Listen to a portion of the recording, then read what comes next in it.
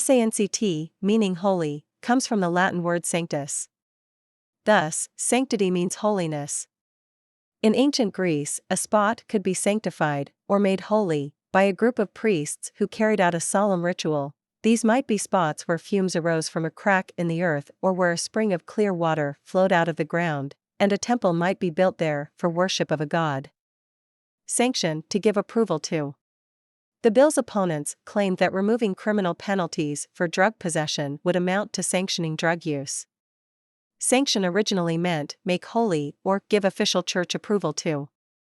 The word still has a solemn sound to it, so sanctioning is something generally done by an institution or government, though not necessarily by a church.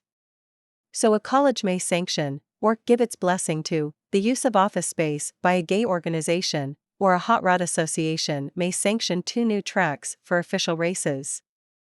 But sanction is also a noun, which may have 2 near opposite meanings, approval and penalty. Thus, a company may be accused of giving its sanction to illegal activities. But when 2 or more countries impose sanctions on another country, it often involves cutting off trade. No wonder sanction is such a tricky word for so many of us. Sanctimonious, pretending to be more religiously observant or morally better than other people. The candidates' speeches were sanctimonious from beginning to end, filled with stories about how their deep faith was the basis for everything they did. Making a show of your religious morality has always struck some people the wrong way, including Jesus. In his Sermon on the Mount, Jesus preaches that, when we give away money for charity, we shouldn't let our left hand know what our right hand is doing. That is, the giving should be done for its own sake and other people shouldn't be told about it. Those who make a display of how good and pious they are called hypocrites.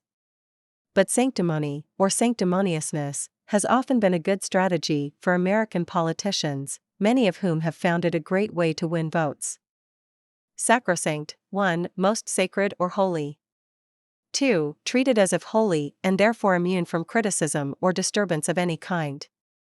Lots of experts have criticized the governor's education program, but it's regarded as sacrosanct by members of her own party. Sacrosanct means literally made holy by a sacred rite, and in its original use the word was reserved for things of the utmost holiness. But sacrosanct is now used to describe a questionable sacredness which nevertheless makes something immune from attack or violation. That is, the person using the word usually doesn't regard the thing as sacred at all. So to call a government program sacrosanct is to imply that others regard it as untouchable. And a piece of writing is more likely to be thought of as sacrosanct by its author than by the editor who has to fix it up. Sanctuary, 1. A holy place, such as a church or temple, or the most holy part of one. 2. A place of safety, refuge, and protection. The Midtown Park is a tranquil sanctuary amidst the city's heat, noise, and bustle. Historically, churches have been places where fugitives could seek at least temporary protection from the law. In Anglo-Saxon England, churches and churchyards generally provided 40 days of immunity, and neither the sheriffs nor the army would enter to seize the outlaw. But gradually the right of sanctuary was eroded. In 1486, sanctuary for the crime of treason was disallowed, and sanctuary for most other crimes was severely restricted by Henry VIII and later abolished. In the 1980s, many U.S. churches provided sanctuary to political refugees from Central America, and the U.S. government mostly chose not to interfere. Today, wildlife sanctuaries provide protection for the species within its boundaries, and farm animal sanctuaries now rescue livestock from abuse and starvation. Loco comes from the Latin verb loci, to talk.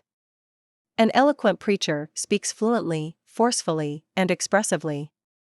And a dummy's words come out of a ventriloquist's mouth, or perhaps out of his belly, in Latin, venter.